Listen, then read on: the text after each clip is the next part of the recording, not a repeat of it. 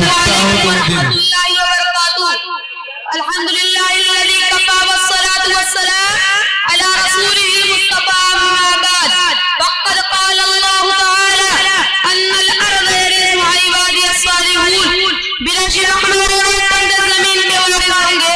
ذرا بھی زمانے کا تصور کرے جب تک 41 سال انسان نے اسلام کی آواز بلند کی اور صرف 23 سال میں وہ آواز اتنی دور پہنچ گئی کہ تاریخ اس کی مثال دینے سے قاصر ہے. اور ابھی ایک صدی بھی نہ گزری تھی کہ ایک انقلاب رہنما ہو گیا. جنہیں دنیا والے مطلب کہا کرتے تھے وہ تعلیم و تہذیب میں پچھلی صفوں میں تھے، وہ امیر بن گئے. انہوں نے یہ ثابت کر دکھایا کہ قرآن کا اعلان اپنی جگہ درست ہے. ان الارض يرثها عبادی الصالحون.